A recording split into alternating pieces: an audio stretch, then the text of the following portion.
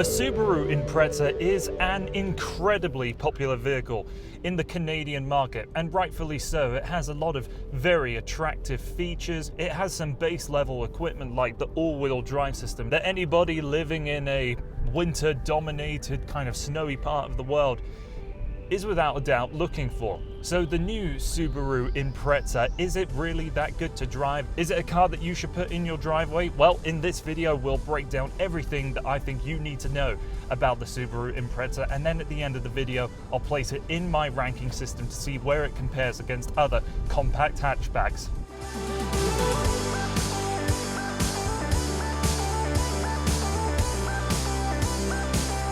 The Subaru Impreza was the first car in the Subaru lineup that established its new global platform.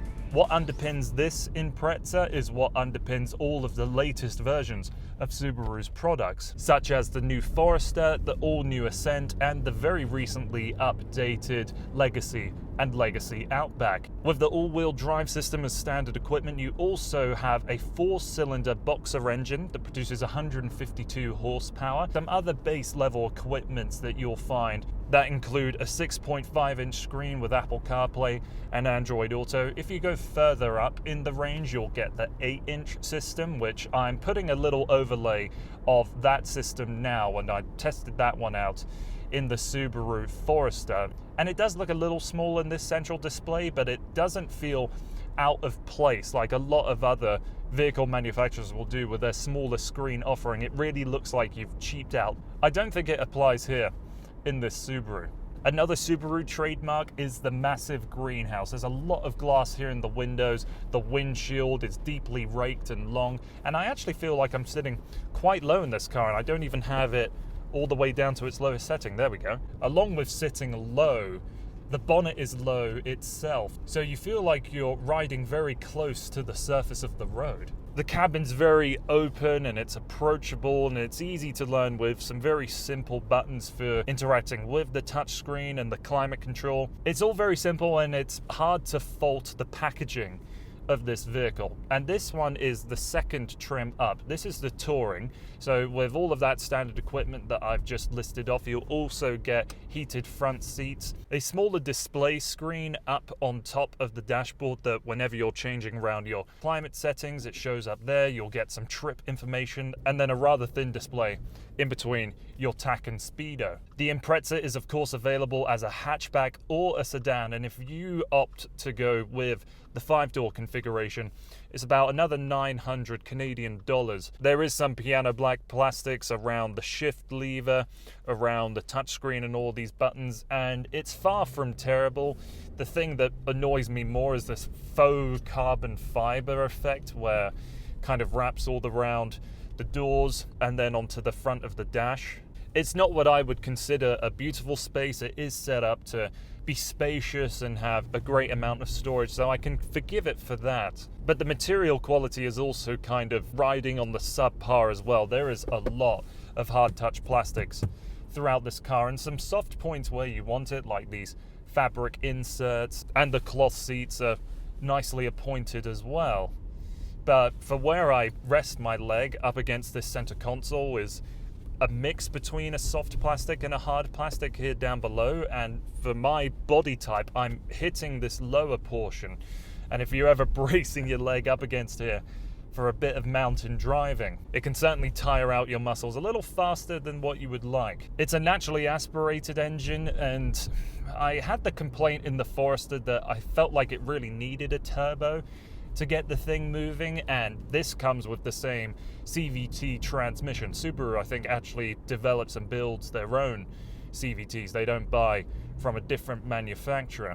You also have the choice of a quite ancient 5-speed manual transmission if you want to shift the gears yourself, and the CVT is far from the best I've come across in the industry. It does have paddle shifters behind the steering wheel, so you can change the gears manually from there or by sliding the shifter over into the manual mode.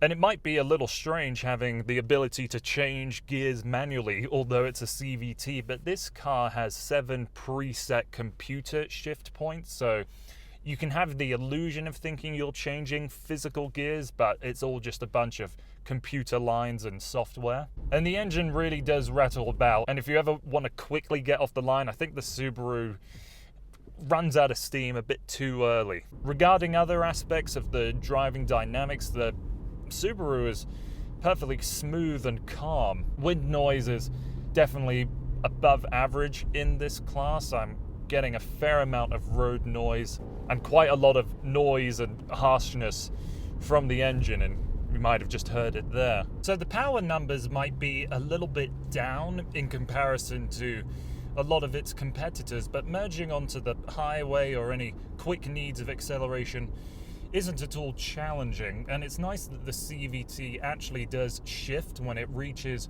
red line. The rubber band effect that affects a lot of CVTs is well managed at the top of the rev range. It's more sort of when you're increasing speeds by 10 kilometers an hour, you get that droning noise more often than not. It corners rather flat, which is nice because you don't have a lot of support from these cloth seats. The torque split for the all-wheel drive system will largely default to 60/40, a front bias system, but depending on the driving situation, it can easily split the difference and go 50/50 front and rear. Visibility looking out is great. You've got the wing mirrors that are detached from the glass and actually sitting on the door card, so you have this extra panel where you can look down and see the lines on the road. And if you live with this hatchback, you will appreciate how low the loading lip is. Makes life easier when you're carrying heavier items in and out of the boot frequently.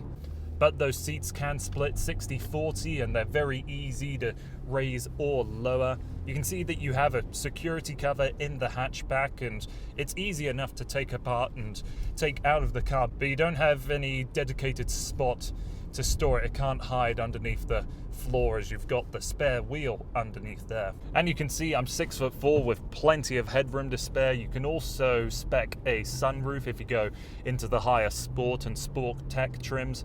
Eyesight capability is available in the Impreza in that sport line as well. There you'll get the lane keeping assist, the adaptive cruise control system, the blind spot monitoring, and the rear collision alert system. And a push button start. As you can see, this car comes with a traditional key. You don't see that much these days, especially in my line of work. The touring model will get the heated front seats, the paddles behind the steering wheel, and the fog lights. Sitting in the back if you're 6'4" is quite a comfortable spot. There isn't too much back there. You don't have any vent controls or places to plug in your phone.